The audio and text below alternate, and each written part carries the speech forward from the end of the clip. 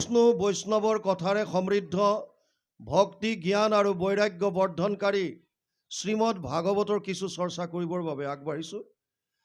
জয় জয়তে সেৱকী গৃহৰ সকলো সদস্য তথা সদস্যাৰ শ্ৰীচৰণত আমি আমাৰ শ্ৰদ্ধা ভৰা সেৱা নিবেদিছোঁ।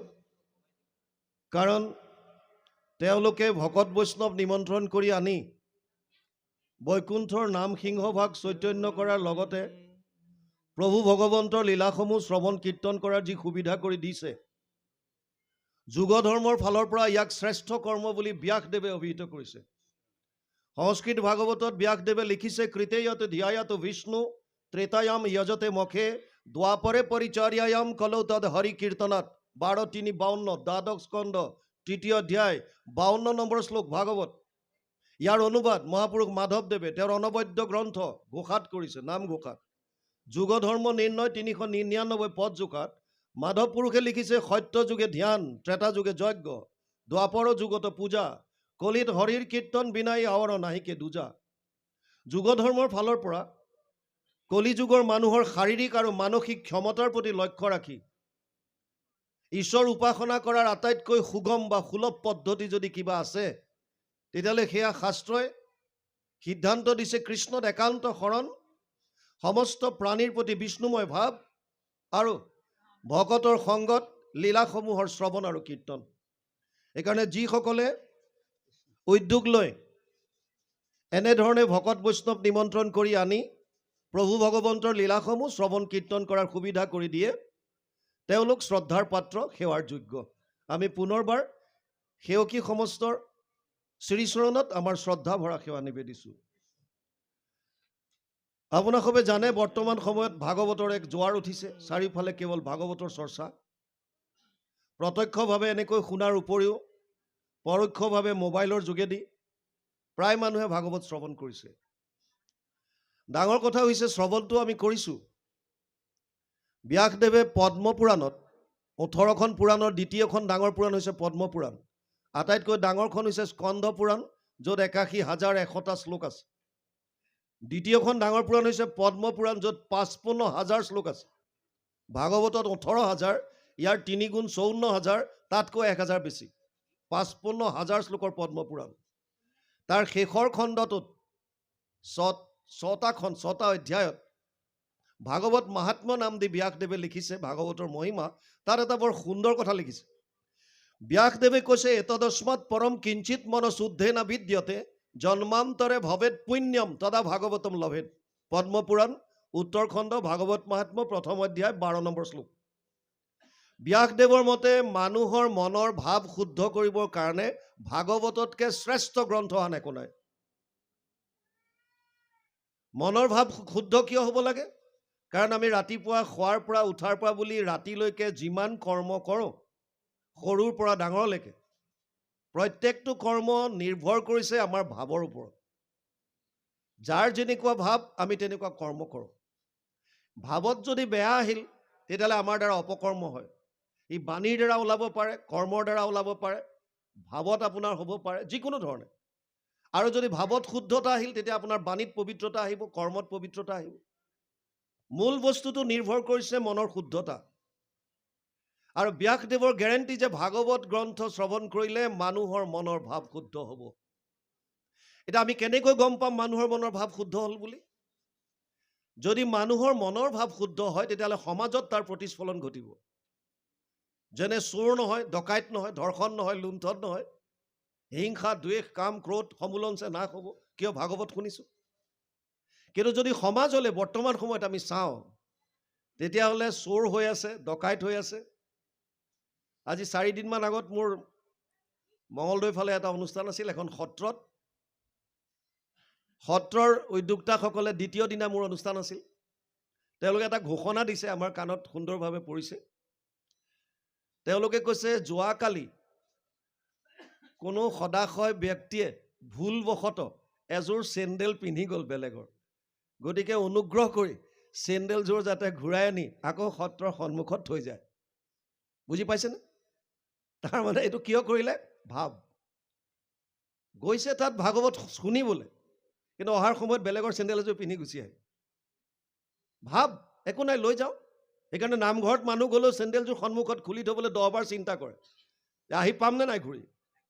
কিয়? ভাৱৰ শুদ্ধতা নাই। আৰু আমি ভাগৱত খুব শুনিছোঁ, ভাগৱত শুনাত কোনো কথাই নাই। আজিকালি আমালৈ ফোন আহে, বা আপোনাৰ ব্যাখ্যাটো আমি মানে ৰন্ধন কৰি থাকোঁতেও শুনি আছোঁ, খোজকাঢ়ি থাকোঁতেও শুনি আছোঁ, শুনিয়ে থাকোঁ, কিন্তু ভাৱত শুদ্ধতা আহিছেনে নাই? ব্যাসদেৱে কৈছে ভাগৱত শুনাৰ সৌভাগ্য কাৰ ঘটে? জন্মান্তৰে ভৱেত পুণ্যম। বহুত জন্মৰ পুণ্য উদয় হ'লেহে ভাগৱত শ্ৰৱণ কৰাৰ সুবিধা হয়। এটা কথা ঠিক, আমাৰ ভাগ্যৰ উদয় হৈছে, সেইকাৰণে আমি ভাগৱত শুনিবলৈ পাইছোঁ। কিন্তু ভাৱৰ শুদ্ধতা আহিছেনে নাই? যদি অহা নাই, তেতিয়াহ'লে ব্যাসদেৱে মিছা কথা ক'লে নেকি? ব্যাসদেৱ কোনো সাধাৰণ ব্যক্তি নহয়। গুৰুজনাই চতুৰ্বিংশতি অৱতাৰত লিখি থৈ গৈছে, যিবিলাকৰ পৰা আপোনালোকে শ্ৰৱণ কৰিছে, আলোচক বা ব্যাখ্যাকাৰ বুলি আপোনালোকে যাক কয়, আমি নিজক ব্যাখ্যাকাৰ বুলি নাভাবোঁ, আলোচক বুলি ক'ব পাৰে। কৃষ্ণৰ কথা আলোচনা কৰি ভাল পাওঁ। আমাৰ নিচিনা যিমানবিলাক আলোচক আছে, যাৰ পৰা আপোনালোকে শ্ৰৱণ কৰিছে, আমিবিলাকে হয়তো ভাগৱতৰ তত্ত্বসমূহ সত্য শুদ্ধ ৰূপত শ্ৰোতাৰ হৃদয় স্পৰ্শ কৰি সুমুৱাই দিয়াত বিফল হৈছোঁ। আমি হয়তো পৰা নাই, আমি স্বীকাৰ কৰিছোঁ। নহ'লে আমাৰ কথাবিলাকত যদি সত্যতা শুদ্ধতা থাকিলেহেঁতেন, শ্ৰোতাৰ হৃদয় এনেই চাফা হ'ব, পবিত্ৰ হ'ব। আমি পৰা নাই। 3 নম্বৰ কাৰণ হ'ব পাৰে, যদিও ইমানকৈ ভাগৱতৰ জোৱাৰ উঠিছে, এতিয়াও হয়তো এটা চামে ভাগৱত শুনাৰ পৰা নিজক আঁতৰাই ৰাখিছে। কাষতে ভাগৱত হৈ আছে, শুনি কি লাভ, বাদ দে। বুজিছেনে নাই? 4 নম্বৰ কাৰণ হ'ব পাৰে, শুনাটো শুনিছোঁ, বুজাটো বুজিছোঁ, কিন্তু আচৰণত অনাৰ কাৰণে ইচ্ছা নকৰোঁ। যেনেকৈ ভগৱান কৃষ্ণ যেতিয়া শান্তিদূত হৈ হস্তিনাপুৰত গৈছিল আৰু দুৰ্যোধনক কৈছিল, দাদা দুৰ্যোধন, কুৰুক্ষেত্ৰ যুদ্ধ যদি তুমি হোৱাটো নিবিচাৰা, মাত্ৰ এটা কাম কৰা, মোৰ এটা উপদেশ মানি লোৱা। দুৰ্যোধনে ক'লে, কেশৱ কি মানিব লাগিব? বোলে আধা ৰাজ্য নালাগে, পঞ্চপাণ্ডৱক তুমি 5খন মাত্ৰ গাঁও দিয়া। দুৰ্যোধনে কৈছে, 5খন গাঁওটো বহুত দূৰৰ কথা, মই বেজীৰ আগত উঠা মাটিকণো নিদিওঁ বিনা যুদ্ধত। আৰু তেতিয়া ভগৱানে প্ৰশ্ন কৰিছিল, দাদা দুৰ্যোধন, তুমি ধৰ্ম কি জানানে নাই? দুৰ্যোধনে কৈছে, জানামি ধৰ্মম নাচামে প্ৰবৃত্তি। ধৰ্ম কি মই জানো, মোৰ মানিবলৈ ইচ্ছা নাই। চিধা কথা, স্পষ্ট কথা, ধৰ্মক মই জানো, মোৰ মানিবলৈ ইচ্ছা নাই। ভগৱানে ক'লে, অধৰ্ম কি জানানে নাই? দুৰ্যোধনে কৈছে, জানামি অধৰ্মম নাচামে নিবৃত্তি। অধৰ্ম কি সেইটো জানো, নকৰাকে থাকে ইচ্ছা নাই। আৰু সুবিধা লৈছে, কেনাপি দেৱেনা হৃদি স্থিতম যথা নিয়োজয়সি তথা কৰমি। মহাপুৰুষ মাধৱদেৱে এইটো শ্লোকৰ হুবহু অনুবাদ ঘোষাত কৰিলে, ধৰ্মক জানো মই তথাপি প্ৰবৃত্তি নাই, অধৰ্মত নিবৃত্তি নহয়, হৃদিস্থিত হৈয়া তুমি যেন কৰা বাহা স্বামী, ঋষিকেশ কৰিব তেনেয়। আমাৰো প্ৰত্যেকজন মানুহে জানে কোনটো ধৰ্ম কোনটো অধৰ্ম, খুব কম আছে, 0.001% নোলাব। কোনটো ভাল কোনটো বেয়া, কোনটো শুদ্ধ কোনটো অশুদ্ধ, কোনটো ধৰ্ম কোনটো অধৰ্ম, এইখিনি এটলিষ্ট প্ৰায় মানুহে জানে, যদি মানসিক ৰোগগ্ৰস্ত নহয়। কিন্তু আমি জনাখিনিও নামানো। যদি আমি জনাখিনি মানিলোহেঁতেন, তেতিয়াও আমাৰ বহুত সমাজ ওপৰত গুচি গ'লহেঁতেন। আপোনালোকে হয়তো ভাবিব পাৰে, যদি আমি জানো তেতিয়াহ'লে আমাৰ দ্বাৰা অপকৰ্ম কিয় হয়? বৰ ইণ্টাৰেষ্টিং কথা এইটো। আপোনালোকে ভাবে নেকি চোৰটোৱে গম নাপায় যে চুৰ কৰাটো বেয়া কাম? ভালকৈ জানে। যিকোনো মানুহে বেয়া কৰ্ম কৰাৰ আগত নিজক কনভিন্স কৰাই লয়। প্ৰথমতে নিজক বস্তুটো বুজাই লয়, তই এইটো কৰিব পাৰিবি, একো নহয় যা। চোৰটোৰ মনলৈ ভাৱ আহে যে মই যদি ধৰা পৰোঁ, মইতো মাৰ খাম, হয়তো মোক পিটি চেচ কৰি দিব পাৰে। নিজক আকৌ বুজাই, চিন্তা নকৰিবি, তোৰ লগত বেলেগ মানুহ লৈ যা, সিহঁতে চাই থাকিব। তই পইচা নাই কাৰণেহে বেলেগৰ ঘৰত চুৰ কৰিছ, একো নাই, যা, তই কি আছে কৰ। আৰু যেতিয়া নিজে কনভিন্স হ'ব যে হয় মই পাৰিম কৰিব, ব'ল তেতিয়াহ'লে, তাৰপিছত যায়। যিমান অপকৰ্ম সংসাৰত ঘটি আছে, প্ৰত্যেকজন মানুহে প্ৰথমতে নিজক বুজাই লয়, তই পাৰিবি কৰিব, একো নাই। আৰু সেইকাৰণে মনে মনে বেয়া কামবিলাক কৰে। ভাল কাম কৰিলে পোষ্টাৰ মাৰি দিয়ে, বেনাৰ, আৰু বেয়া কাম কৰিলে চব মনে মনে লুকাই লুকাই, কোনো দেখা নাই, বছ। জনা কথাখিনিও আমি নামানো। আৰু যেনেকৈ শুনিব লাগে, যদি কেনেকৈ শুনিলে ভাগৱতৰ কথানো আমি গম পাম। গীতাত ভগৱান কৃষ্ণই অৰ্জুনক কৈছে, শ্ৰদ্ধাৱান লব্ধতে জ্ঞানম তৎপৰে সং যতেন্দ্ৰিয় জ্ঞানম লব্ধ পৰম শান্তিমচিৰেণ অধিগচ্ছতি। 4ৰ্থ অধ্যায় 39 নম্বৰ শ্লোক গীতা। হে অৰ্জুন, শ্ৰদ্ধাৱানজনেহে জ্ঞান লাভ কৰিব পাৰিব, শ্ৰদ্ধা কেতিয়া আহিব? যেতিয়া মাহাত্ম্য গম পাব। ভাগৱতৰ এনেকুৱা মাহাত্ম্য আছে, ব্যাসদেৱে ভাগৱততে লিখিছে, সৰ্ব বেদান্ত সাৰম হি শ্ৰী ভাগৱতম ইষ্যতে য়স্য ৰসামৃত তৃপ্তস্য নান অন্যত্ৰ ৰতি ক্বচিত। 12, 13, 15 দ্বাদশ স্কন্ধ 13 অধ্যায় 15 নম্বৰ শ্লোক। এই শ্লোকটোৰ অনুবাদো পানীৰ দৰে ভাষাত মহাপুৰুষ মাধৱদেৱে ঘোষাত থৈছে 18 নম্বৰ পদজোকা। সমস্ত বেদান্ত সাৰ মহাভাগৱত শাস্ত্ৰ, ইহাৰ অমৃত ৰস পায়, পৰম সন্তোষে পান কৰিলে যিজনে তাৰ অন্যত্ৰ ৰসত ৰতি নাই। সমস্ত বেদান্ত সাৰ বুলি কৈছে এইখন, উপনিষদৰ সাৰ মৰ্ম, মহাভাৰত ৰামায়ণৰ সাৰ, গীতাৰ সাৰ। ভাগৱতক ভগৱান কৃষ্ণৰ বাংময় মূৰ্তি বুলি কৈছে। তেনেয়ম বাংময় মূৰ্তি প্ৰত্যক্ষ বৰ্ততে হৰি, সেৱাত শ্ৰৱণাত পথত দৰ্শনাত পাপনাশিনী। পদ্মপুৰাণ উত্তৰখণ্ড ভাগৱত মাহাত্ম্য 3 অধ্যায় 62 নম্বৰ শ্লোকত লিখিছে। প্ৰভু ভগৱান শব্দৰূপে ইয়াৰ মাজত বিলীন হৈ আছে। আৰু গুৰুজনাই যদি আপোনালোকে ভাবে যে কিহৰ কাৰণে নৱবিধ ভক্তিৰ ভিতৰত প্ৰহ্লাদে 9বিধ ভক্তিৰ কথা কৈছিল, শ্ৰৱণম, কীৰ্তনম, বিষ্ণু স্মৰণম, পাদসেৱনম, অৰ্চনম, বন্দনম, দাস্যম, সাক্ষ্য, আত্মনিবেদনম, 7, 5, 23 সপ্তম স্কন্ধ 5ম অধ্যায় 23 নম্বৰ শ্লোক। প্ৰহ্লাদে দৈত্য শিশুসকলক 9বিধ ভক্তিৰ কথা কৈছিল। গুৰুজনাই ক'লে, যদ্যপি ভকতি নৱবিধ মাধৱৰ, শ্ৰৱণ কীৰ্তন আত সন্ত শ্ৰেষ্ঠতৰ। কিয় দিলে শ্ৰৱণ? বৰ তাত্বিক কথা। ভগৱান কৃষ্ণই কৈছে মই শব্দৰূপে ইয়াত আছো। আৰু ইণ্টাৰেষ্টিং কথাটো শুনক, মহাপুৰুষ শ্ৰীমন্ত শংকৰদেৱ যেতিয়া শেষবাৰ কোচবিহাৰৰ কাৰণে যাবলৈ ওলাল, মাধৱ পুৰুষক সমস্ত দায়িত্বভাৰ দি, মাধৱ পুৰুষে গম পালে যে আৰু গুৰুজনা ঘূৰি নাহে, তেওঁ এইটো শৰীৰ ত্যাগ কৰিব, বৈকুণ্ঠলৈ গতি কৰিব। গুৰুজনাৰ চৰণত পৰি ক'লে, হে গুৰুজনা, আপুনি থাকোঁতে একশৰণ হৰিনাম ধৰ্মৰ প্ৰচাৰ প্ৰসাৰত ইমান বাধা, এটা স্থানত থাকি আপোনাক শান্তিৰে কৰিবলৈ দিয়া নাই। কেতিয়াবা যদি বৰদোৱাত আছে, কেতিয়াবা ৰৌতা, কেতিয়াবা গাংমৌ থান, কেতিয়াবা মাজুলী, কেতিয়াবা পাটাচাৰকুচি, ক'ত ঘূৰাই ফুৰাইছে ঠিক নাই। আৰু আপোনাৰ অবিহনে এই অধমে আপোনাৰ চৰণৰ সামান্য ধূলি, আমি আপোনাৰ ধৰ্মটো প্ৰচাৰ প্ৰসাৰ কেনেকৈ কৰিম? গুৰুজনাই ক'লে, বৰাৰ পুত তুমি কিয় ভাবিছা মই নাথাকিম? মই থাকিম। ক'ত? তেতিয়া কৈছিল যে শুনিও মাধৱ মোৰ থাকিবাৰ স্থান, কীৰ্তন দশমূৰ মূৰ্তিৰ সমান। কীৰ্তন দশম পুথি থাকয় যথাত, জানিবা মাধৱ মই থাকোঁ সাক্ষাৎ। যিজন নিপুণে গুৰু আমাক বোলয়, কীৰ্তনতে দশমতে আমাক দেখয়। তাৰমানে গুৰুজনাই ক'লে ময়ো বাংময় ৰূপত কীৰ্তন দশমত থাকিম। আৰু মাধৱ পুৰুষকো আদেশ কৰিলে যে তুমিও থাকিব লাগিব। ঘোষা নামে শাস্ত্ৰ খানি তুমিও কৰিবা, ঘোষা ৰত্নাৱলীৰ মাজে তুমিও থাকিবা। ইণ্টাৰেষ্টিং কথাটো বুজক। উদ্ধৱক কৈছিলে ভগৱান কৃষ্ণই যে মই বাংময় ৰূপত ভাগৱতত আছো। গুৰুজনাই মাধৱ পুৰুষক কৈছে মই বাংময় ৰূপত কীৰ্তন দশমত আছো। মাধৱ পুৰুষকো আদেশ দিছে যে তুমিও বাংময় ৰূপে ঘোষা ৰত্নাৱলীৰ মাজত থাকিবা। কিয়? সেইটো দিনত কি শিল্পকাৰ নাছিল নেকি? আৰ্টিষ্ট নাছিল? মূৰ্তি এটা বনাই ল'বলৈ দিব নোৱাৰিলে? কৃষ্ণই ক'ব পাৰিলেহেঁতেন উদ্ধৱক মোৰ মূৰ্তি এটা হুবহু বনাই লোৱা। যেনেকৈ বহুতে কয় নহয় যে একলব্যই দ্ৰোণাচাৰ্যৰ মূৰ্তি বনাই পেলাই কৰিলে, তেওঁ উদ্ধৱক ক'ব পাৰিলেহেঁতেন যে মোৰো মূৰ্তি এটা বনাই লোৱা, মই যোৱাৰ পিছত তাতেই আৰাধনা কৰিবা, তাত পাবা মোক। গুৰুজনাই মাধৱ পুৰুষক ক'ব পাৰিলেহেঁতেন, আৰে বৰাৰ পো মোৰ মূৰ্তি এটা বনাই লোৱা, মোক ইয়াতে পাবা। নাই কোৱা। কিয়? যদি কৃষ্ণক জানিব বিচাৰিছে, কৃষ্ণৰ যদি আদৰ্শ জানিব বিচাৰিছে, কৃষ্ণৰ যদি দৈনন্দিন কথা বতৰাবিলাক জানিব বিচাৰিছে, ভাগৱত অধ্যয়ন কৰিব লাগিব। সেইকাৰণে মহাপুৰুষ মাধৱদেৱে ভাগৱত অনুবাদ কৰি থৈ গৈছে। আৰু ব্যাসদেৱে পদ্মপুৰাণৰ উত্তৰখণ্ডত লিখি থৈ গৈছে, কথা ভাগৱতস্যাপি নিত্যম ভৱতি য়ত গৃহে তৎ গৃহম তীৰ্থ ৰূপম হি বাসতম পাপনাশনম। পদ্মপুৰাণ উত্তৰখণ্ড ভাগৱত মাহাত্ম্য 3 অধ্যায় 29 নম্বৰ শ্লোক। যিখন ঘৰত সদায় ভাগৱতৰ কথা হয়, সেই ঘৰখন তীৰ্থক্ষেত্ৰলৈ ৰূপান্তৰিত হয়, তাত কোনো পাপ থাকিব নোৱাৰে। আৰু ভাগৱতৰ পৰাই আখ্যান উপাখ্যানখিনি কীৰ্তন কৰিব পৰাকৈ গুৰুজনাই আমাক কীৰ্তন দিলে। ভাগৱতৰ সম্পূৰ্ণ ভাগৱতৰ 335টা অধ্যায় আছে মূল সংস্কৃতত। তাৰে দশম স্কন্ধত 90টা অধ্যায় আছে, আটাইতকৈ ডাঙৰ। দশমৰ 3টা ভাগ কৰিছে, আদি চোৱা, মধ্য চোৱা, শেষ চোৱা।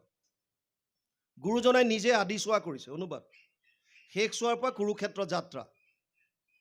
বুজি পাইছেনে? গতিকে দশম ভাগ ভাগৱতৰ বস্তু, দশম স্কন্ধ। আৰু মহাপুৰুষ মাধৱদেৱে ভাগৱতৰ উপৰিও গীতা কওক আৰু বিভিন্ন শাস্ত্ৰ কওক, গোটেই সাৰ মৰ্ম কৃষ্ণ ভক্তিৰ লগত যিমান আছে জড়িত, চব আনি ঘোষাত থলে। তেওঁ কৈছে মই গুৰুজনাৰ পৰা যি জ্ঞান পালোঁ, মোৰ আত্ম উপলব্ধিৰ দ্বাৰা যি তত্ত্ব মই লাভ কৰিলোঁ আৰু শাস্ত্ৰ অধ্যয়ন কৰি যিখিনি পালোঁ সমস্তখিনি মই ঘোষাত থলোঁ, গতিকে ঘোষা নেৰিবা। বিষ্ণুপুৰ সন্যাসীয়ে ভাগৱতত ভক্তি মাৰ্গৰ লগত থকা যিমানবিলাক শ্লোক আছে গোটেই শ্লোকখিনি একত্ৰ কৰি এখন গ্ৰন্থ কৰি থৈ গ'ল, ৰত্নাৱলী, ভক্তি ৰত্নাৱলী। আৰু সেইখনকে গুৰু মহাপুৰুষ মাধৱদেৱে গুৰুজনাই আদেশ দিলে তুমিয়ে কৰা মাধৱ, মই অলৰেডি ভক্তি ৰত্নাকৰ লিখিলোঁ। গতিকে ৰত্নাৱলী ভাগ মাধৱ পুৰুষে অনুবাদ কৰিছে, সেয়াও গোটেই ভাগৱতৰ বস্তু। তাৰ মানে আমি যদি ভাগৱত হওক, কীৰ্তন হওক, দশম হওক, ঘোষা হওক, ৰত্নাৱলী হওক, যদি নিয়মিতভাৱে ঘৰত অধ্যয়ন কৰাৰ অভ্যাস কৰোঁ, তেতিয়াহ'লে আমাৰ ঘৰবিলাক তীৰ্থক্ষেত্ৰলৈ ৰূপান্তৰিত হ'ব আৰু কোনো তীৰ্থক্ষেত্ৰত গৈ পেলাই আপুনি ঈশ্বৰ বিচৰাৰ কোনো প্ৰয়োজন নাই। বুজি পাইছেনে? সেইকাৰণে ব্যাসদেৱে কৈছে ঘৰত অধ্যয়ন কৰিবলৈ দিছে। তো আমাৰ সমাজত বহুতত আছে আইসকলে ভাগৱত পাঠ কৰিব নাপায়, কাৰোবাৰ ঘৰত বোলে মহাভাৰত ৰাখিব নাপায়, ভাগৱত ৰাখিব নাপায়, গীতা পঢ়িলে অন্ধ হ'ব, গীতা পঢ়িলে সন্যাসী হৈ গুচি যাব, বিভিন্ন নাপায় কৰি আমাক আঁতৰাই ৰাখিলে। আৰু গুৰুজনাই ভাগৱতত কৈছে বাক্য কৰ্ণ মন মুখ আছে মানে যাৰ, হৰি ভকতিত সমস্তৰে অধিকাৰ, চবৰে অধিকাৰ আছে। গতিকে ইয়াত তেনেকুৱা একো নাই। ভাগৱত এখন মহান গ্ৰন্থ, সমস্ত শাস্ত্ৰৰ সাৰ মৰ্ম ইয়াত আছে। আপোনালোকে এনেকৈ অনুষ্ঠানত আমাৰ দ্বাৰা আলোচকসকলে এটা এডভাৰটাইজ দিব পাৰিব, কাৰণ এইখন মহাসাগৰ, কোনোবা এটা ঘাটত আমি অকণমান ডুব মাৰি পেলাই স্নান কৰাব পাৰিম, তাৰ বাহিৰে বেলেগ কিবা দিব পৰা ক্ষমতা আমাৰ নাই। আপোনালোকে যদি অধ্যয়ন কৰে ৰেগুলাৰ, তেতিয়াহ'লে ইয়াৰ তত্ত্বসমূহ আপোনালোকে বুজি পাব। আমি প্ৰথম যেতিয়া গীতা পঢ়িবলৈ ধৰিছিলোঁ, আমাক এজনে কৈছিল বাপ আপুনি পঢ়ক, ঠিক আছে। বাহিৰৰ এজন মানুহে প্ৰথমবাৰ পঢ়িলে আপুনি কেৱল নাম দুটা মনত ৰাখিব পাৰিব, আৰু হয় সত্য কথা, কৃষ্ণ আৰু অৰ্জুন নাম দুটা হয়তো মনত থাকিব আপোনাৰ। 8 বাৰমান যদি আপুনি ঘূৰাই, তেতিয়াহ'লে অকণমান আপুনি তাৰ পৰা আইডিয়া পাব। আৰু যদি ৰেগুলাৰ পঢ়ি থাকে, তেতিয়াহ'লে আপোনাৰ ভগৱানেও কৃপা কৰিব। নিৰন্তৰতা অতি বস্তু, নিৰন্তৰ কণ্টিনিউটি, আপুনি টাচ ৰাখিবই লাগিব, সম্পৰ্ক। আৰু তেতিয়া প্ৰভু ভগৱানো আপোনাৰ প্ৰতি কৃপাময় হ'ব, যে কৃপা কৰিব যে নাই এইজনে লগাতাৰ লাগি আছে, কিবা অকণমান দিয়া যাওক, আপোনাক কৃপা কৰিব। তেতিয়া আপুনি সময় সুবিধা বুজি আৰু এনেই অকণমান মন গ'ল তেনেকৈ নহয়, নিৰন্তৰতা ৰাখক।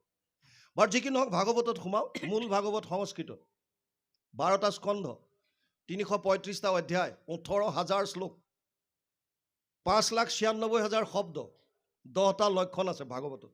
তৃতীয় স্কন্ধৰ পৰা লক্ষণবিলাক আৰম্ভ হৈছে। প্ৰথম আৰু দ্বিতীয় স্কন্ধ দুটা কেৱল পাতনি বুলি ভাবক। 10টা লক্ষণ, অত্ৰ স্বৰ্গ বিসৰ্গ স্থানম পোষণম উতয় মনন্তৰ এশ অনুকথা নিৰোধ মুক্তি আশ্ৰয়, 10টা লক্ষণ, 2:10:1, দ্বিতীয় স্কন্ধ 10ম অধ্যায়, প্ৰথম শ্লোক।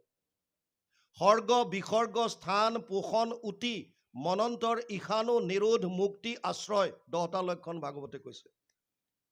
কোনটো স্কন্ধত কি আছে এইখিনি জনাবৰ কাৰণে এটা শ্লোকত গোটেইখিনি দিলে। স্বৰ্গ মানে আদি সৃষ্টি, কোটি কোটি ব্ৰহ্মাণ্ডৰ হৰি অধিকাৰী, আমি ঘোষাত গাওঁ। এই কোটি কোটি ব্ৰহ্মাণ্ডৰ সৃজন কেনেকৈ হ'ল সেয়া জানিবৰ কাৰণে আদি সৃষ্টিৰ বিষয়ে যদি জানিব বিচাৰে, তৃতীয় স্কন্ধ অধ্যয়ন কৰিব লাগিব, তেতিয়া পাব তাত। চতুৰ্থ স্কন্ধ হৈছে বিসৰ্গ, ছেকেণ্ডাৰী সৃষ্টি, ব্ৰহ্মা আদিৰ দ্বাৰা সৃষ্টিৰ বিকাশ কেনেকৈ হ'ল। পঞ্চম স্কন্ধ হৈছে স্থান, ভূগোল আৰু খগোলৰ বিষয়ে। খগোল মানে গ্ৰহ নক্ষত্ৰৰ বিস্তৃত জ্ঞান, খং আকাশক বুজায় সংস্কৃতত। গতিকে খগোল মানে এই গ্ৰহ নক্ষত্ৰৰ বিস্তৃত জ্ঞান যদি জানিব বিচাৰে, পঞ্চম স্কন্ধ। ষষ্ঠ স্কন্ধৰ লক্ষণ হৈছে পোষণ, কোটি কোটি ব্ৰহ্মাণ্ডত থকা সমস্ত জীৱক প্ৰভু ভগৱন্তই কেনেকৈ পোষণ কৰিছে। এটা সন্তান জন্ম হোৱাৰ আগতে, মাতৃ গৰ্ভত থাকোঁতে তেওঁ ভোগ কৰিবৰ কাৰণে আহাৰ হিচাপে মাকৰ স্তনত গাখীৰ দি দিয়া সেইজন ভগৱান কৃপালু। সন্তান জন্ম হোৱাই নাই, তেওঁৰ খাবৰ কাৰণে গাখীৰ মাকৰ স্তনত আগতীয়াকৈ তৈয়াৰ কৰি দিয়ে। এনেকৈ প্ৰতিটো জীৱ যিমান যেনেকৈ আছে, কীট পতংগ পোক পৰুৱা কৰি যত যিমান, সমস্তক কেনেকৈ পোষণ কৰিছে। ষষ্ঠ স্কন্ধ চিত্ৰকেতু উপাখ্যান, বৃত্তাসুৰ বধ, অজামিল উপাখ্যান, সুন্দৰ সুন্দৰ কাহিনীৰ দ্বাৰা বুজাইছে। সপ্তম স্কন্ধ লক্ষণ হৈছে উতি, উতি মানে বাসনা, আমাৰ তিনি ধৰণৰ বাসনা আছে, আসুৰিক বাসনা, দৈবিক বাসনা, মানৱীয় বাসনা। মহন্তৰ কোপত আসুৰিক বাসনাৰ উদ্ভৱ হয়, সেয়া বুজাবৰ কাৰণে হিৰণ্যক্ষ আৰু হিৰণ্যকশিপুৰ কাহিনী আনিছে। কেনেকৈ বৈকুণ্ঠৰ দুৱাৰপাল জয় বিজয় 4 সিদ্ধৰ ক্ৰোধত কেনেকৈ আহি অসুৰজনীত জন্ম হ'বলগীয়া হ'ল। মহন্তৰ কৃপাত দৈবিক বাসনাৰ সৃষ্টি হয়, প্ৰহ্লাদৰ চৰিত্ৰ আনিছে। কেনেকৈ নাৰদৰ কৃপাত মাতৃ গৰ্ভত থকা সন্তানটোৱে ভাগৱতৰ ধৰ্মক সম্পূৰ্ণৰূপে গম পালে, প্ৰহ্লাদৰ চৰিত্ৰ আনিছে। মানৱীয় বাসনা 5টা অধ্যায়ত নাৰদে যুধিষ্ঠিৰক যদি সংস্কৃত ভাগৱতত বুজাইছে, ইয়ালৈ অনুবাদ কৰোঁতে মাত্ৰ এটা অকণমান চুটিকে থৈ দিছে যে যুধিষ্ঠিৰক দেৱৰ্ষি নাৰদে বৰ্ণাশ্ৰম ধৰ্মৰ কথা ক'লে, মানৱীয় বাসনাত বৰ্ণাশ্ৰম ধৰ্মৰ কথা কৈছে। ভক্তি মাৰ্গত বৰ্ণ আৰু আশ্ৰমৰ বিশেষ কাম নাই। বৰ্ণ মানে 4টা জাতি। ভগৱানে গীতাত কৈছে, মই 4টা জাতি কৰ্মৰ ওপৰত ভিত্তি কৰি সৃষ্টি কৰিছিলোঁ। চতুৰ্বৰ্ণ ময়া সৃষ্ট গুণ কৰ্ম বিভাগয়। ব্ৰাহ্মণ ক্ষত্ৰিয় বিষাম শূদ্ৰানাম চ পৰম তপ কৰ্মাণি প্ৰবিভক্তানি স্বভাৱ প্ৰভাৱেৰ গুণেই। অষ্টাদশ অধ্যায় 41 নম্বৰ শ্লোক গীতা। ব্ৰাহ্মণ ক্ষত্ৰিয় বৈশ্য আৰু শূদ্ৰ এই 4টা মই কৰ্মৰ ওপৰত ভিত্তি কৰি সৃষ্টি কৰিছিলোঁ। চিধা চিধিকে বুজিবলৈ গ'লে ব্ৰাহ্মণৰ কৰ্ম হৈছে জ্ঞান লাভ। জ্ঞান মানে ব্ৰহ্মজ্ঞানে বুজায়, কেৱল আধ্যাত্মিক জ্ঞান। নিজে জ্ঞান ল'ব, আনক জ্ঞান দিব, এইটো হৈছে ব্ৰাহ্মণৰ কৰ্ম। ক্ষত্ৰিয় হৈছে 3টা জাতিৰ ৰক্ষণাবেক্ষণ। একদম শ্বৰ্টত বুজক আৰু বেছি নবহলাম, মূল কাহিনীলৈ যাম। বৈশ্যসকলৰ কাম আছিল কৃষি গোৰক্ষ বাণিজ্যম বৈশ্যকৰ্ম স্বভাৱজম। অষ্টাদশ অধ্যায় 44 নম্বৰ শ্লোক। কৃষি কৰ্ম যোনে কৰে, গো পালন যোনে কৰে, বেপাৰ বাণিজ্য যোনে কৰে, আন 3টা জাতিক খোৱা বোৱাৰ যোগান যোনে ধৰে, সেইসকলক বৈশ্য বুলি কৈছিল। ক্ষুদ্ৰ কোন? কায়িকভাৱে 3টা জাতিক যোনে সহায় কৰিছিল, ক্ষুদ্ৰ সেইসকলক কৈছিল। ইয়াত কোনো উচ্চ কোনো নিচ নাই, চব ইজন সিজনৰ পৰিপূৰক। বুজি পাইছেনে? কিন্তু তাৰ পাছত এইটো জাতিগত হৈ আহিল, সেইকাৰণে মহাপুৰুষ মাধৱদেৱে লিখিবলৈ বাধ্য হ'ল, নহো জানা আমি 4 জাতি। এইটো নপঢ়োৱে। আশ্ৰম, ব্ৰহ্মচৰ্য, গাৰ্হস্থ্য, বানপ্ৰস্থ, সন্ন্যাস, এই 4টা আগতে আছিলে। 25 বছৰলৈকে ব্ৰহ্মচৰ্য ব্ৰত ধাৰণ কৰি ব্ৰহ্মজ্ঞান লাভ কৰিব। তাৰ পাছত তেওঁক পাৰ্মিশ্যন দিয়া হয়, তুমি গাৰ্হস্থ্য জীৱনত প্ৰৱেশ কৰা। আনাডাৰ 25 মতলব 25 বছৰ আগৌ। 50 বছৰ হোৱাৰ লগে লগে পতি পত্নীয়ে গৃহস্থৰ আসক্তি বাদ দি পেলাই বনলৈ গমন কৰে। গৃহস্থ ধৰ্ম তাতে এৰিলে, ল'ৰা ছোৱালীক দায়িত্ব দি 50 বছৰ হ'লে বাদ দিব লাগিব, চব যাব। তাত গৈ ঈশ্বৰ আৰাধনা পতি পত্নী একেলগে থাকি পেলাই কৰিছে। 75 বছৰ হোৱাৰ লগে লগে নিজে নিজে একদম ইণ্ডিভিজুৱেলি ঈশ্বৰ তত্ত্বত লাগিব। তেতিয়া পত্নীকো ছাইড কৰি দিব। ইমান কষ্ট কৰিব নালাগে বুলি গুৰুজনাই কৈছে। তুমি গৃহতে থাকি সেইজন ঈশ্বৰক পাবা যিজন ঈশ্বৰ বনৰ মাজত গৈ বিচাৰিছা। কাৰণ দেৱৰো ঈশ্বৰ হৰি তান্ত মহা যত্ন কৰি লৈও এক শৰণ সাক্ষাৎ, যাৰ ইচ্ছা মুখ্য পাইবে নালাগে দূৰক যাইবে, আছে হৰি সবাৰো ইয়াত আছে, ক'ত বাহিৰত বিচাৰি ফুৰিব লাগে। বুজি পাইছে নাই? সেইকাৰণে চিধা চিধি কৈছে যে বাহিৰত যোৱাৰ প্ৰয়োজন নাই। এনে মহাপুৰুষ মাধৱদেৱ কৈছে, নহো জানা আমি 4 জাতি, 4 আশ্ৰমী নোহোৱাতি। এইটোত আমি নপঢ়োৱে। আমাৰ জাতি এটাই, দাসৰো দাস, তানৰ দাস ভৰিলোঁ আমি। তেওঁ আমাৰ স্বামী, আমি তেওঁৰ দাস, চিধা জাতি এটা। বুজি পাইছেনে? সপ্তম স্কন্ধ তেনেকৈ গ'ল। অষ্টমত আছে মনন্তৰ। মনু আৰু মনুপুত্ৰসকলৰ বিষয়ে জানিবলৈ যদি কেতিয়াবা ইচ্ছা যায়, অষ্টম স্কন্ধ অধ্যয়ন কৰিব। নৱম স্কন্ধ ঈশানু। ঈশ শব্দটোৰ আচল অৰ্থ হৈছে শাসনকৰ্তা, ৰুলাৰ। ঈশ ঈশ্বৰকো বুজায়। ঈশ স্বৰূপে হৰি সবঘতে বৈধ্য আছে ন বৰগীতত। ঈশ মানে ঈশ্বৰ, ঈশ্বৰ মানে শাসনকৰ্তা। আচলতে অকল ভগৱান বুলিয়ে নুবুজিব ঈশ্বৰক। ঈশ্বৰ মানে যেনে নৰৰ ঈশ্বৰ নৰেশ্বৰ ৰজা, দেৱৰ ঈশ্বৰ দেৱেশ্বৰ ইন্দ্ৰ, অসুৰৰ ঈশ্বৰ দৈত্যেশ্বৰ। বুজি পাইছে না? ঈশ্বৰ মানে ৰুলাৰ, শাসনকৰ্তা। আৰু ভগৱানে যিহেতুকে সকলোকে শাসন কৰিছে, তেওঁতো ঈশ্বৰ হয়। বুজি পাইছে না? সেইজন ঈশ্বৰৰ অনুৰাগীসকল, ৰজা মহাৰাজাৰ বিষয়ে, চন্দ্ৰবংশ সূৰ্যবংশৰ যিমান ৰজা মহাৰাজা আছে তাৰ বিষয়ে যদি কেতিয়াবা জানিবলৈ ইচ্ছা যায়, তেতিয়াহ'লে নৱম স্কন্ধ অধ্যয়ন কৰিব, তাত পাব। দশম স্কন্ধ লক্ষণ হৈছে নিৰোধ। 90টা অধ্যায় আছে দশমত। প্ৰলয়ৰ সময়ত সমস্ত জীৱৰাশি যিজন ঈশ্বৰৰ উদৰত অৱৰুদ্ধ হৈ থাকে, এই ছিষ্টেমটোক নিৰোধ বুলি কৈছে। আৰু সেইজন ঈশ্বৰৰ জন্মৰ পৰা বিভিন্ন লীলা দশম স্কন্ধত সুন্দৰভাৱে বৰ্ণনা কৰিছে। একাদশ স্কন্ধৰ আজি যিটো আমি এতিয়া তৃতীয় কৰিম বাৰু, ঠিক আছে। একাদশ স্কন্ধৰ লক্ষণ হৈছে মুক্তি। মুক্তি মানে আচলতে মোকলাই দিয়া, খুলি দিয়া। মুক্তি কি? মুক্তি মানে খুলি দিয়া বা বান্ধ খুলি দিয়া, এইটোৱে। আপোনাৰ যদি বান্ধোনেই নাই তেতিয়াহ'লে মুক্তি কেলে? মুক্তি কাক লাগে? যিজনক বান্ধি থোৱা থাকে তাকহে মোকলাই দিব লাগে। যদি আপোনাৰ কোনো বান্ধোন নাই তেতিয়াহ'লে মুক্তি প্ৰয়োজন কি? আৰু যদি বান্ধোন আছে তেতিয়াহ'লে কিহৰ বান্ধোন? কিহৰ পৰা মুক্তি লাগে? আৰু যদি মুক্তি লাগে তেতিয়া কেনেকৈ পাব? এই কথা জানিবৰ কাৰণে নিমি নৱসিদ্ধ সংবাদ, কৃষ্ণ উদ্ধৱ সংবাদ, সুন্দৰ সুন্দৰ কথাৰ দ্বাৰা একাদশ স্কন্ধ গুৰুজনাই নিজে অনুবাদ কৰি থৈ গৈছে। দ্বাদশ স্কন্ধৰ লক্ষণ হৈছে আশ্ৰয়। আশ্ৰয় মানে শৰণ। ক'ত আশ্ৰয় ল'ব জীৱই? এতিয়াও হাবাথুৰি খাই ফুৰিছে বহুতো। যিসকলে একত আশ্ৰয় লৈছে সেইসকল মহাভাগ্যৱান। এতিয়াও বহুতে বিভিন্ন থানত ঘূৰি ফুৰিছে, কাৰণ আচল মাৰ্গটো পোৱা নাই। আৰু ব্যাসদেৱে কৈছে দশমৰ্থ বিশুদ্ধ্যাৰ্থম নবানিমিহ লক্ষণম বৰ্ণয়ন্তি মহাত্মান শ্ৰুতেন অৰ্থেন চাঞ্জসা 2:10 ভাগৱত দ্বিতীয় স্কন্ধ 10ম অধ্যায় 2 নম্বৰ শ্লোক। তাত কৈছে মই দশম লক্ষণটো অৰ্থাৎ আশ্ৰয়টোক শুদ্ধ ৰূপত প্ৰতিপন্ন কৰিবৰ কাৰণেহে বাকী 9টা লক্ষণ বৰ্ণনা কৰিছোঁ। মানে ভাগৱতৰ মূল লক্ষ্যটো হৈছে আশ্ৰয়। যেনেকৈ ফুটবল খেলোতে 11জন প্লেয়াৰ এটা পাৰ্টিত, বল এটা, সিফালেও 11জন, বলটো যদিও দি দিয়ে এটা, চবৰ প্লেয়াৰৰ মূৰত এটাই থাকে, কেনেকৈ অপজিটৰ গ'ল পোষ্টত বলটো ভৰাম। লাগিলে নিজৰ ফালেও মাৰিব পাৰে, কোনোবা সময়ত নিজৰ গ'লকিপাৰকতো বলটো দি দিয়ে পাছ। কিন্তু হ'লেও সিহঁতে পাহৰি নাযায় যে মোৰ লক্ষ্য হৈছে বিপৰীত ফালৰ গ'ল পোষ্টত বল ভৰোৱা। প্ৰত্যেকজন 11জন প্লেয়াৰ যিমান আছে খেলুৱৈ, চবৰে মনত সিহঁতে উদ্দেশ্যটো ক্লিয়াৰলি থাকে। তেনেকৈ ভাগৱতৰ মূল উদ্দেশ্য হৈছে আশ্ৰয়। য'তেই পাঠ নুলিয়াওক কিয়, আপোনালোকে জানি থওক, য'তে নুলিয়াওক ভাগৱতৰ, তাতে আপোনালোকে আশ্ৰয়ৰ বিষয়টো পাবই। শৰণ ক'ত ল'ব? কাৰ ওচৰত শৰণ ল'লে মানুহৰ জনম সফল কৰিব পাৰিব? এই কথাটো পাকে প্ৰকাৰান্তৰে কাহিনী আখ্যান য'তে যিমান আছে আনি পেলাই আপোনাক তালৈকে নিব। এয়াই ভাগৱতৰ থুলমূল। ভাগৱত আৰম্ভ হৈছে নৈমিষাৰণ্যত। 28,000 ঋষিমুনি একত্ৰিত হৈ বহিছে। মূল প্ৰশ্নটো বুজি লওক, ভাগৱত কিয় ক'বলগীয়া হৈছে। 28,000 ঋষিমুনিয়ে 1000 বছৰ যজ্ঞ কৰিছিল। উদ্দেশ্য মহান আছিল, কলিযুগৰ মানুহৰ কল্যাণ সাধন কেনেকৈ হ'ব। 1000 বছৰ যজ্ঞ কৰি তেওঁলোকে একো ফল নাপালে। নোপোৱাৰ পাছত ৰোমহৰ্ষণৰ পুত্ৰ উগ্ৰশ্ৰৱা সূতক আসনত বহুৱাই 28,000 ঋষিৰ ভিতৰত যিজন কথামৃত ৰসস্বাদ কুশল শৌনক অব্ৰবীত। 28,000 ঋষিৰ ভিতৰত যিজন কথামৃত পান কৰাত কুশল, মানে শ্ৰৱণত যিজন পাৰ্গত, সেইজনৰ নাম দিছে শৌনক। শৌনক কোন? যিজন শ্ৰৱণত পটু।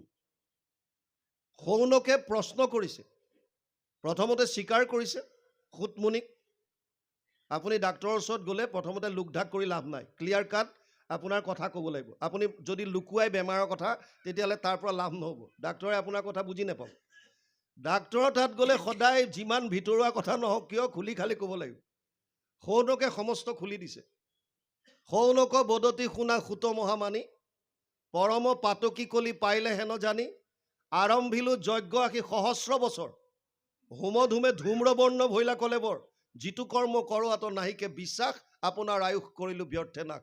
একদম স্বীকাৰ কৰি দিছে যে 1000 বছৰ যজ্ঞ কৰিলোঁ, সত্য। ধোঁৱা লাগি লাগি সৰি ধোঁৱা বৰণীয়া হৈ গ'ল, কিন্তু একোডাল ফল নাপালোঁ। এতিয়া মূল প্ৰশ্নটো আগবঢ়াই দিছে। তত্ৰ তত্ৰ অঞ্জসা আয়ুষ্মান ভৱতা য়ত বিনিশ্চিতম পুংসাম একান্তত শ্ৰেয় তৎ নাশমচি তোমাৰ হসি। 1:1:9 প্ৰথম স্কন্ধ 1ম অধ্যায় 9 নম্বৰ শ্লোক ভাগৱত। শৌনকে কৈছে, হে সূতমুনি, কলিযুগৰ মানুহে পৰম কল্যাণ সাধনৰ অৰ্থে কৰিবলগীয়া আটাইতকৈ শ্ৰেষ্ঠ কৰ্মটো কি? পুংসাম একান্তত শ্ৰেয়। এইটোৱে ভাগৱতৰ মূল বস্তু।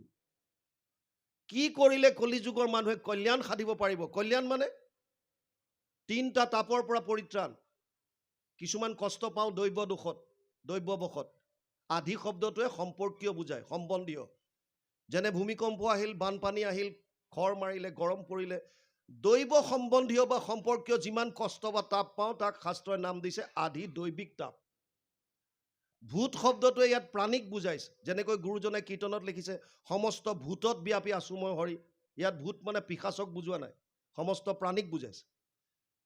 এই প্ৰাণীৰ পৰা কেতিয়াবা আমি কষ্ট পাওঁ, কুকুৰে কামুৰিলে, মেকুৰীয়ে আঁচুৰিলে, সাপে খুটিলে, হাতীয়ে উপদ্ৰৱ কৰিলে, মানুহে মানুহক কষ্ট দিলে, যিকোনো প্ৰাণীৰ পৰা যেতিয়া কষ্ট বা তাপ পাওঁ তাক নাম দিছে আধি ভৌতিক তাপ, ভূত সম্বন্ধীয়। আৰু কিছুমান হৈছে আধ্যাত্মিক, নিজক লৈ। আধ্যাত্মিক দুই ধৰণৰ, এক হৈছে শাৰীৰিক, এক হৈছে মানসিক। এই তিনিওটা তাপৰ পৰা পৰিত্ৰাণ পাব লাগে, কল্যাণৰ এটা পাৰ্ট। আমি কোনো দুখ নিবিচাৰোঁ, দুখৰ নিবৃত্তি লাগে, সকলোকে আনন্দ লাগে, আনন্দৰ প্ৰাপ্তি। আৰু আমি কুকুৰ মেকুৰী গাধ ঘোঁৰা গছ বন হৈ পেলাই এই সংসাৰ চক্ৰত ঘূৰি ফুৰিব বিচৰা নাই। আমাৰ পৰম গতি লাগে, সেইকাৰণে বহুতে মুক্তি বিচাৰিছে। এই গোটেইখিনিক মিলাই একেলগে এটা শব্দ আহিছে কল্যাণ। মানুহৰ জন্ম সফল কৰিব পৰা, অৰ্থাৎ কল্যাণ প্ৰাপ্তিৰ কাৰণে কৰিবলগীয়া শ্ৰেষ্ঠ কৰ্মটো কি এইটো কোৱা। সুতমুনিয়ে ক'বলৈ ধৰোঁতে সৌনকে কৈছে ৰ'বা, উত্তৰ নিদিবা, আগতে বুজি লোৱা। তুমি যিকোনো উপায় দিলে কলিযুগৰ মানুহে কৰিব নোৱাৰে নহয়। কিয়? যদি সুতমুনিয়ে কৈ দিলেহেঁতেন যে কোনোবাই যদি কল্যাণ সাধিব বিচাৰিছে কলিযুগত, তেতিয়াহ'লে 1000 বছৰ তপস্যা কৰক। আপুনি মই 1000 বছৰ তপস্যা কৰিব পাৰিম নাই? ইমান দিন কোনোবা জীয়াই থাকিব? সেইকাৰণে আপোনালোকে জানি আচৰিত হ'ব, কলিযুগত 8টা বস্তু হ্ৰাস পাব, কমিব। ভাগৱতে কৈছে ততচ্ছ অনুদিনম ধৰ্মম সত্যম শৌচম ক্ষমা দয়া কলেন বলেন ৰাজন নংসতি আয়ু বলম স্মৃতি। 12:2:1 দ্বাদশ স্কন্ধ 2য় অধ্যায় 1ম শ্লোক। 8টা বস্তু কলিযুগৰ মানুহৰ হ্ৰাস পাব। প্ৰথম কৈছে ধৰ্ম। আপোনালোকে ভাবিব পাৰে ধৰ্ম ক'ত হ্ৰাস পাইছে? আজিকালি বাঢ়িছেহে যেনি তেনি, জাক জমকতা বাঢ়িছে, ৰাজসিকতা বৃদ্ধি পাইছে, ধৰ্মৰ আচল তত্ত্বটোক সোমোৱা নাই মানুহ। ভগৱান কৃষ্ণই অৰ্জুনক কৈছে মনুষ্যানাম সহস্ৰেষু কচ্চিত য়ততি সিদ্ধায়া য়ততামপি সিদ্ধানাম কচিত মাম বেত্তি তত্ত্বতঃ। 7ম অধ্যায় 3 নম্বৰ শ্লোক গীতা। হে অৰ্জুন, 1000জন মানুহৰ মাজত কোনোবা এজনে মোৰ ওচৰলৈ আহিবলৈ চেষ্টা কৰিব, আৰু তেনেকুৱা 1000জনৰ মাজত কোনোবা এজনে মোক পাব, মোৰ তত্ত্বটো বুজিব পাৰিব। গতিকে বাকী যিমান দেখাইছে আমাৰ এইবিলাক ঢাক ঢোল, প্ৰায়বিলাক ধৰ্মৰ নামত মানে ৰাজসিকতা। বুজি পাইছে নাই? আচল ধৰ্ম কমিছে, সততা কমিব, পবিত্ৰতা কমিব, শৌচম, ক্ষমা, দয়া, আয়ুস, বল, স্মৃতি, এই 8টা বস্তু কলিযুগত হ্ৰাস পাব। সেইকাৰণে সৌনকে কৈছে হে সুতমুনি, তুমি উত্তৰ দিয়াৰ আগতে কলিযুগৰ মানুহৰ শাৰীৰিক সক্ষমতাৰ কথা শুনি লোৱা। কি? প্ৰায়েনা অল্পায়ুষ সভ্য কলৌ অস্মিন যুগে জানা মন্দ সুমন্দ মতয়ো মন্দিয় ভাগ্য হি উপদ্ৰতা। 1:1-10 1ম স্কন্ধ 1ম অধ্যায় 10 নম্বৰ শ্লোকত সৌনকে কৈছে হে সুতমুনি, কলিযুগৰ মানুহৰ আয়ুস কমিব, প্ৰায়েনা অল্পায়ুষ, আৰু বুদ্ধিহীন হ'ব, ভাগ্যহীন হ'ব। গতিকে যিটো উপায় দিয়া একদম সহজ উপায় দিবা। সুতে ক'বলৈ ধৰোঁতে কৈছে ৰ'বা আৰু বুজি লোৱা, উত্তৰ নিদিবা পটককে, কথাটো বুজি লোৱা ভালকে। এই যে 28,000 ঋষি দেখিছা, এইবিলাক লিখা পঢ়া নজনা নহয়। 28 সহস্ৰ ঋষি, বেদত প্ৰধান, চব বেদজ্ঞ, ওস্তাদ চব। ইয়াত এনেকুৱা কোনো নাই যে লিখা পঢ়া নজনা, চব বেদত ওস্তাদ আছে 28,000। আমাৰ সমস্যা এইটো হোৱা নাই যে শাস্ত্ৰ নপঢ়াকে তোমাৰ ওচৰত আহিছোঁ। সমস্যা হৈছে শাস্ত্ৰ অধ্যয়ন কৰি, শাস্ত্ৰ অধ্যয়ন কৰি। কিয়? কাৰণ ইমান বেছি শাস্ত্ৰ আছে আৰু কোনোখনৰ লগত কোনোখনৰ মিল নাই। বস্তুটো বুজি পাইছে নাই? ইণ্টাৰেষ্টিং কথা, আপুনি যদি বেলেগ সম্প্ৰদায়বিলাকক চাই, যাক আমি ধৰ্ম কওঁ, আচলতে সম্প্ৰদায়, মুছলমান, ইছলাম ধৰ্মৰ গ্ৰন্থ মূল হিচাপে এখন কোৰাণ। খ্ৰীষ্টিয়ান ধৰ্মলৈ যদি চাই Bible, old testament new testament দুটা পাৰ্ট, বাইবেল এখন। আপুনি যদি বুদ্ধিজিমলৈ চাই ত্ৰিপিটক বুলি এখন আহিব। যদি আপুনি শিখ সম্প্ৰদায়লৈ চাই তেতিয়াহ'লে গুৰু গ্ৰন্থ চাহেব আহিব। প্ৰায়বিলাক ধৰ্মত বা সম্প্ৰদায়ত ধৰ্মগ্ৰন্থৰ নামত এখন বা দুখন, কিন্তু আমাৰ সনাতনত মানুহে কৈয়ে থাকে 4 বেদ 14 শাস্ত্ৰ 18 পুৰাণ। এয়াতো মাত্ৰ কেইখনমানৰ কথা কৈছে। তাৰপিছত স্মৃতি শাস্ত্ৰ দুনিয়া ভৰ আছে, উপনিষদ বুলি কওঁতে তাত অজস্ৰ আছে, 2খন মহাকাব্য, ৰামায়ণ মহাভাৰত, গীতা। কিমান পঢ়িব? সমস্যা হৈছে শাস্ত্ৰ পঢ়াৰ কাৰণে সৌনকে কৈছে ভুৰি নিভুৰি কৰ্মাণি শ্ৰোতব্যানি বিভাগশ। শাস্ত্ৰ বহুত আছে আৰু বিভিন্ন শাস্ত্ৰত বিভিন্ন মত দিছে। সমস্যা তাত হৈছে, মই সেইকাৰণে কোনো মানুহক নিন্দা নকৰোঁ, মই অপেন কওঁ, যিকোনো মঞ্চত গ'লে কওঁ, যাৰ হাতত যোনখন গ্ৰন্থ পৰিছে তেওঁলোক সেইমতে চলি আছে, আপুনি মই নিন্দা কৰি কি হ'ব? বুজি পাইছে নাই? কাৰোবাৰ হাতত কোনোবা শাস্ত্ৰত লিখা আছে পৰম কল্যাণ সাধনৰ কাৰণে যাগ যজ্ঞ পূজা পাতল কৰা, তেওঁলোকে যাগ যজ্ঞ পূজা পাতল কৰি আছে, সেইখন গ্ৰন্থ পঢ়িছে। তাৰ উদাহৰণ, জ্বলন্ত উদাহৰণ মহাপুৰুষ মাধৱদেৱ। মাধৱ পুৰুষ শাস্ত্ৰজ্ঞ আছিল। কোনবিলাক শাস্ত্ৰত? আগম শাস্ত্ৰ, তান্ত্ৰিক শাস্ত্ৰ। তেওঁ গুৰুজনাক লগ নোপোৱালৈকে তেওঁতো সেই একেই পন্থই আছিলে। তেওঁ যেতিয়া বন্দুকাৰ পৰা আহি আছে, আপোনালোকে জানেই, বাটত মাকক নৰিয়াৰ কথা গম পাই পেলাই কি ক'লে? হে দেৱী মা, মাক ঠিক ঠাক কৰি দিয়া, এহাল পাঠা। আমাৰো বহুতে দিয়ে এতিয়াও নামঘৰত, হে প্ৰভু ল'ৰাটোৰ যাতে চাকৰিটো হয় আৰু নামঘৰৰ বাওঁফালৰ বাৰাণ্ডাৰ টিংখিনি ময়ে দিম, ঘোষ। ছোৱালীজনী ভাল দৰা এটা প্ৰভু দিয়া আৰু তোৰণখন ময়ে বনাই দিম, ঘোষ। এই ঘোষ এতিয়াও দি থাকো আমি। কৃষ্ণ, ঘোষ দিয়ে থাকো। 125 টকাৰ শৰাই আগবঢ়াই প্ৰাৰ্থনা কৰোঁ, প্ৰভু কণ্টেক্টটো যাতে মই পাওঁ আৰু তোমালৈ এইভাগ দিলো আৰু। মাধৱ পুৰুষে দি থৈ গৈছিল পাঠা ছাগলী, আৰু ঘৰলৈ গৈ গম পালে যে সঁচাকে মাক সুস্থ হ'ল। এতিয়া এগ্ৰিমেণ্টত চাইন কৰিছে যেতিয়া পাঠা দিবই লাগিব। তেওঁ তাৰ স্থানীয় নহয়, স্থানীয় হৈছে ভনী জোঁৱাই ৰামদাস। গতিকে ৰামদাসক পইচা দিছে, বোপাই আনি দে। ৰামদাসে নিশুনাৰ ভাও ধৰিছে, গুৰুজনাৰ এক শৰণত তেওঁ শৰণ লৈছে। ক'ৰ পৰা কৰিব এতিয়া? আমাৰ বহুতে আকৌ শৰণ লোৱাৰ পাছতো বোলে আজি সৰস্বতী পূজা, মইতো মূৰ্তি অনা নাই নহয়, থাপনাৰ ওচৰতহে শৰাই আগবঢ়াইছো। বুজি পাইছে নাই? আৰে তোমাৰ মনৰ ভাৱটো কি? আজি বোলে বিশ্বকৰ্মা পূজা, ঘৰত গাড়ী দুখন আছে, একো নাই দে, বিশ্বকৰ্মা মূৰ্তি আনিছো নে আমি থপনাতহে দিছো। আৰে তোমাৰ মনৰ ভাৱটো কি? তোমাৰ ভাৱটোত ক'ত আছে বিশ্বকৰ্মা? এতিয়াও তুমি একত যাব পৰা নাই। আকৌ লক্ষীক দিছো এভাগ। বুজি পাইছে নাই? ৰামদাসে কৈছে মই একত শৰণ ললো ভাই, এইবিলাক নচলিব মোৰ লগত। আৰু তেওঁ নুশুনা ভাও ধৰি ঘূৰি ফুৰে। পূজা ওচৰ চাপিল, মাধৱ পুৰুষৰ খং উঠি গ'ল। তেওঁ কৈছে হোকৰা কুচিয়াৰ পো বুদ্ধিত পাগল, কিয় আনি নিদিয় পূজাৰ ছাগল? সেইদিনা ৰামদাসৰো উঠি গ'ল, টেমা গৰম হৈ গ'ল। আৰু কৈছে আমাৰ আগত দেখাও হ'ব বৰ চোট, শংকৰক লগ পাইলে হৈবি লোট সোট, তোৰ হাৱা উলিয়াই দিব শংকৰদেৱে। মাধৱে কৈছে কোন শংকৰ? আৰে আছে এজন, আৰু মোক লৈ বল, মই জানো নহয়। তই কি ভাবিছ মই শাস্ত্ৰ নাজানো বুলি ভাবিছ? মোক লৈ বল। আচ্ছা আজি গ'লে নহ'ব, কাইলৈ ওলাবি, আজি আবেলি হ'ল। পাছদিনা লৈ গৈছে। মাধৱ পুৰুষে ভাবি গৈছে, কাৰণ তেওঁ শাস্ত্ৰজ্ঞ, তেওঁ ভাবিছে যে মই কেতিয়াও শংকৰদেৱক সেৱা নকৰোঁ। তেওঁ শাস্ত্ৰজ্ঞ হ'ব পাৰে, ময়ো শাস্ত্ৰজ্ঞ, পণ্ডিত ময়ো কম নহয়। আগতে তৰ্ক কৰিম, যদি হাৰ মানো তেতিয়া বেলেগ কথা, নহ'লে আগতে কেলে সেৱা কৰিম? চাৰেণ্ডাৰ আগতে নকৰোঁ, আগতে ফাইটিং হ'ব। বুঢ়া গৈছে পুৰা দমত, কিন্তু গৈ যেতিয়া মহাপুৰুষৰ কায়িক ৰূপটো দৰ্শন পালে, সৌন্দৰ্যটো, যিটো পিছত তেওঁ গুৰু ভতিমাত উল্লেখ কৰিছে, দৰশিত সুন্দৰ গৌৰ কলেবৰ জৈচন সুৰপৰ কাষ, সকল সভাসদ ৰঞ্জন জাকেৰি দৰ্শনে পাপ বিনাশ। লিখিবলৈ বাধ্য হ'ল মহাপুৰুষ মাধৱদেৱ। গুৰুজনাৰ যিটো কায়িক সৌন্দৰ্য, লগে লগে দীঘল দি পৰিল। মহাপুৰুষে ৰামদাসক সুধিলে, এওঁ কোন ইমান সুন্দৰ বালক, কোন এজন? চিনাকি দিলে, পৰিয়ালৰ মনোবাই ল'ৰা। আহা মাধৱ আহা, বহা। গাত গা লাগিলেও চিন নাপালোহেঁতেন। কোৱাচোন কিয় আহিলা? ৰামদাসে কৈছে আপোনাৰ সৈতে তৰ্ক কৰিবলৈ আহিছে। কিহত? এইজনে কৈছে পাঠা ছাগলী দিয়ে এতিয়াও, আৰু মই কৈছো এইবিলাকৰ প্ৰয়োজন নাই এক শৰণত। বুজি পাইছে নাই? এতিয়াও আমাৰ বহুতে তৰ্ক কৰে নহয়, সৰস্বতী পূজাত আগবঢ়ালেনো কিটো ক্ষতিটো আছে? বুজিছে? এনেকৈ তৰ্ক কৰে যিটো, সেইটোৱে। ৰামদাসে কৈছে এতিয়া এইজন আহিছে, আপুনি এতিয়া নিপটক। গুৰুজনাই কৈছে বাৰু কোৱা মাধৱ, তুমি কি কি বুজি আহিছা কোৱা। আৰু তেওঁ আগম শাস্ত্ৰৰ পৰা য'ত য'ত লিখা আছিল বলি বিধানৰ কথা চব মাতি গৈছে এফালৰ পৰা। আৰু গুৰুজনাই ভাগৱতৰ পৰা এটা এটা শ্লোক মাতি খণ্ডন কৰি গৈ আছে। শেষত গুৰুজনাই ক'লে, যথা তৰুৰ মূলে নিচেচানে ন তৃপ্যন্তি তদ স্কন্দ ভুজ উপশাখা প্ৰাণোপহাৰাচ্ছ যথেন্দ্ৰিয়ানাম তথা সৰ্ব অৰ্চনম অচ্যুতেজ্য।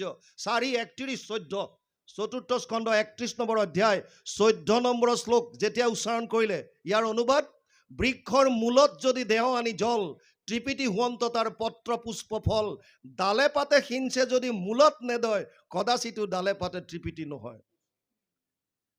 আৰু কি সুন্দৰ উদাহৰণ দিছে, ভোকাটোৰ নৰে যদি অন্নক ভুঞ্জয়, ইন্দ্ৰিয়ৰ প্ৰীতি তাৰ সাধে আতিশয়।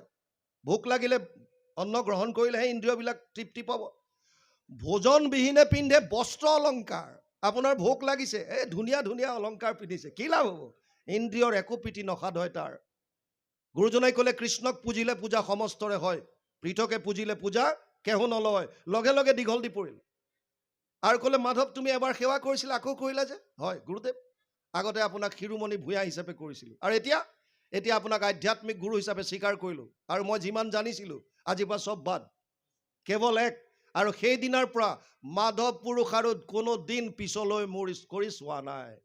আমাৰ বহুতে আকৌ শৰণ লোৱাৰ পাছতো চাই থাকে। বুজি পাইছে নাই?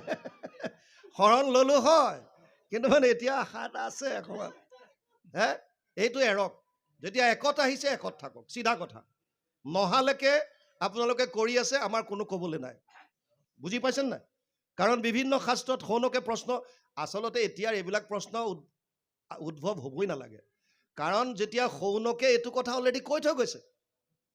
কোনোবা শাস্ত্ৰত লিখা আছে যাগ যজ্ঞ পূজা পাতল কৰিলে পৰম কল্যাণ পাব, ক'ৰবাত লিখিছে জপ তপ তীৰ্থ, ক'ৰবাত লিখিছে বলি বিধান, ক'ৰবাত লিখিছে কিবা, ক'ৰবাত কিবা। এই কথাটো অলৰেডি শৌনকে সুতক সোধাৰ জৰিয়তে আমাক বুজাই থৈ গৈছে। শৌনকে কৈছে ভুৰি নি ভুৰি কৰ্মাণি শ্ৰোতব্যানি বিভাগছ অত সাধু অত্ৰ যত সাৰম সমুদ্ৰিত্য মনীষয়া মাম ব্ৰুহি শ্ৰদ্ধানাৰাম যেন আত্মা সম্প্ৰসিদ্ধতি। 1:11 প্ৰথম স্কন্ধ প্ৰথম অধ্যায় 11 নম্বৰ শ্লোকত শৌনকে আগবঢ়াই দিলে, হে সুতমুনি, শাস্ত্ৰ বহুত আছে, বিভিন্ন শাস্ত্ৰত বিভিন্ন মত দিছে, কোনটো মানিব? কলি যুগৰ মানুহ হাহাকাৰ হৈ যাব। সেইকাৰণে তুমি যিহেতুকে শাস্ত্ৰজ্ঞ, চব গ্ৰন্থ জানা, সমস্ত শাস্ত্ৰৰ সাৰমৰ্মটো উদ্ধাৰ কৰি কলি যুগৰ মানুহৰ শাৰীৰিক আৰু মানসিক ক্ষমতাৰ প্ৰতি লক্ষ্য ৰাখি একদম সাধাৰণ এটা মাৰ্ক দি থৈ যোৱা।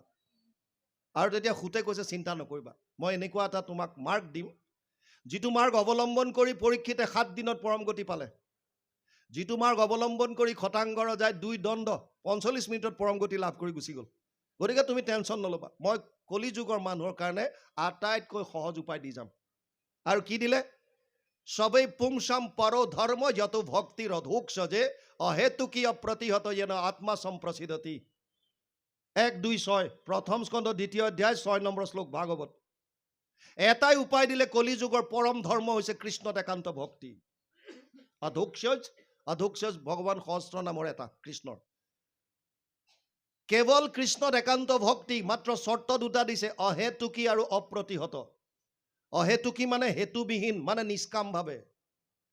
অপ্ৰতিহত মানে নিৰন্তৰভাৱে। সেইকাৰণে গুৰুজনাই অধ্যায়ৰ শেষত নিৰন্তৰে ডাকি বোলা হৰি হৰি, নিৰন্তৰে ডাকি বোলা ৰাম ৰাম বুলি লিখে। নিৰন্তৰ শব্দটোৰ মাহাত্ম্য মানে কণ্টিনিউ। নাম আপুনি কণ্টিনিউ লৈ থাকক যিমান পাৰে। উশাহত আপোনাৰ নিশ্বাসত নাম আহি থাকিব লাগে। প্ৰথমতে মুখেৰে লওক, পিছত মনেৰে আৰম্ভ কৰি দিয়ক। যি ভাল পায় আপুনি, কৃষ্ণ কৃষ্ণ জনাৰ্দন গোপাল গোবিন্দ যি আহে, কেৱল কৃষ্ণৰ নাম লৈ থাকক, মনলৈ আহি থাকক ৰূপটো, বছ পৰম গতি লাভ কৰিব পাৰিব।